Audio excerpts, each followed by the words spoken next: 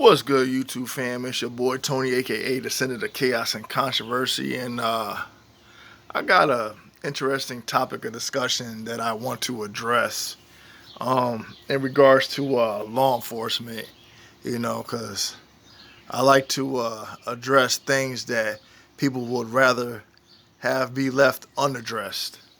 In regards to the behaviors, the antics, and the foul play of people who made the decision to take up the occupation of becoming a police officer. Um, and I say that with the intentional rhetoric of saying there was a choice in the matter. But sometimes we have to question why that choice was made. Was it to really make a difference in the community? Was it really to serve and protect those that required the service of the public servants? Or was there an ulterior motive behind becoming law enforcement? Was it because now you are in a position of power to where you can control the fate of others who you interact with? Now I'm adjusting the narrative, and the point that I'm getting to is when you go over many stories where police are involved or interact with the public, and I'm gonna try to exclude color and race in this topic of discussion because it hasn't just been done to one group. There are many stories where there are many affected by the same base case scenario. Um, when you get pulled over by an officer, law enforcement, or whatever, and they ask to search your car or vehicle, and it's up to your discretion to offer consent or not. Most people who are well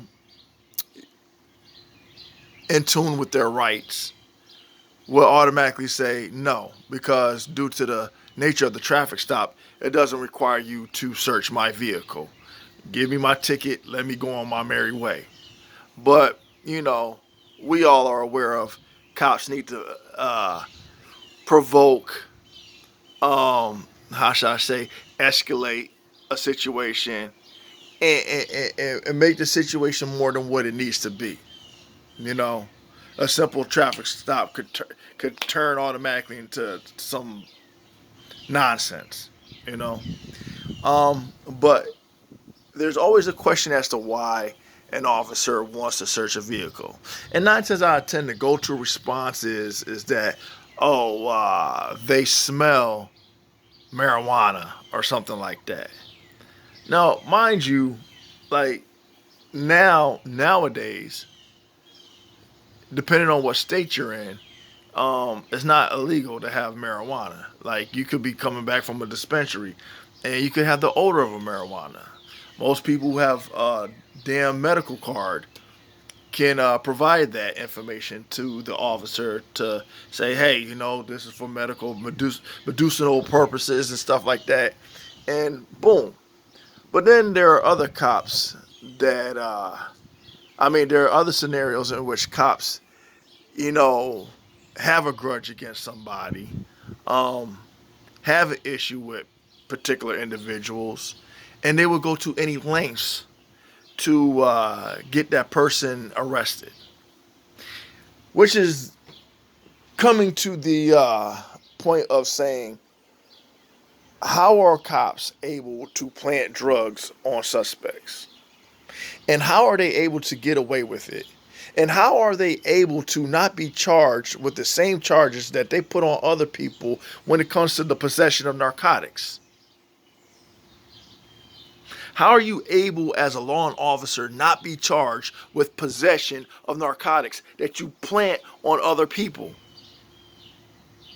And meanwhile, a person has to go to court to fight their innocence because they are automatically proven guilty before they are found innocent, based on the controlling mechanism and attitude of certain people who are policemen, or policewomen, or part of the law enforcement agency. And then you got the prosecution and the judicial system that automatically favors the cop's side than the person who they have arrested. Because this is the issue that people in certain communities had to be faced with when filing complaints. And this is way before technology got to the point where we have these handheld devices called cell phones that have cameras in which we can record, police interactions. So when a report is filed, from the police, and certain details are fabricated to sway into the justification in the favor of the police as to why the stop was made, why there was an arrest made, why a ticket was issued, and stuff like that. And then when you go to court, if you're lucky enough and can afford a lawyer to fight in your defense to prove that the cop was in the wrong, and then there was foul play and certain prejudices was implemented against you. And people say, we know that it's not perfect, but you know what? People are getting sick and tired of hearing that you are very well aware of that things aren't perfect. And furthermore, they're sick and tired of that you allow things to continue to not be perfect, and you don't correct the situation. And this is why people have the attitudes and the anger and the frustration and emotions, because things are left unresolved. Things don't ever get corrected. It's like you guys are more content and satisfied with collateral damage. And say, oh, well, we need to have collateral damage, and we have to accept the collateral damage and the lives that we have, disrupted and made virtually, how should I say, or let me put it this way, lives who we have destroyed and complicated due to the fact that we we've allowed our public agents to go about carelessly to impact people's lives in a negative way. But that's what I'm saying. When I made the point about the war on drugs, the war on drugs could easily have been stopped a long time ago. But because there is profit in the war on drugs, in which these agencies benefit from, especially if they can get all these people who they can incarcerate, whether they're guilty or not, it doesn't matter because it's a number of factors. Prisons are paid by the amount of fucking people that are in it occupying those beds. It doesn't matter how those beds are getting filled as long as those beds are occupied. Whether there is innocent or guilty parties that reside in those jail cells. And this is where the mechanism of the judicial system is flawed. But the problem lies when people are, how should I say, complacent with how the judicial system is. That's why people don't have faith in the courts, faith in law and stuff like that. Because the ones that's most affected by it are those who are poor. A rich person could be found guilty and still be let off. Have their records expunged. Court documents and files sealed. But let you be poor. You're not awarded that option. Because you can't afford to buy your freedom.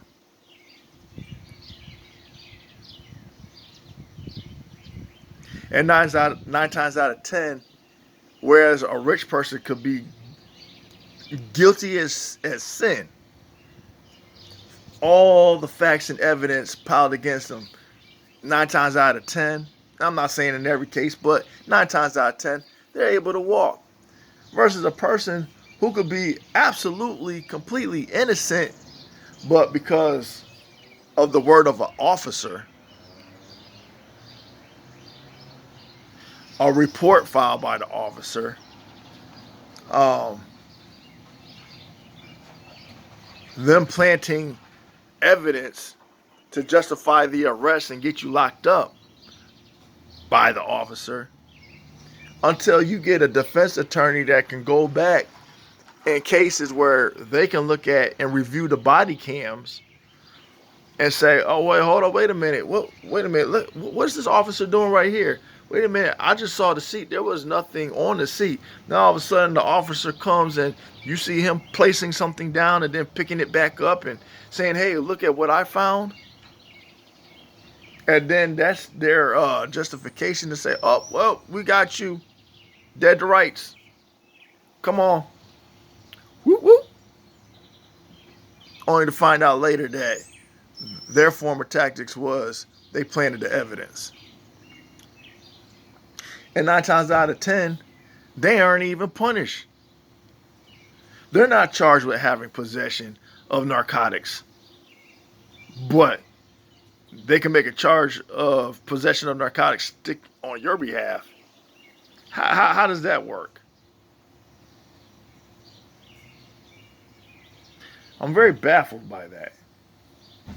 But anyway, now that was something that I was sitting there looking at it and wondering, and I really wanted the feedback coming from others as to what their thoughts were in particular cases on this particular specified topic of discussion in regards to what they feel about police who plant evidence on people, suspects who they interact with, only so they can be charged and found guilty when they are actually innocent in the matter. So anyway, you already know how it goes. Until next time, until next video, peace.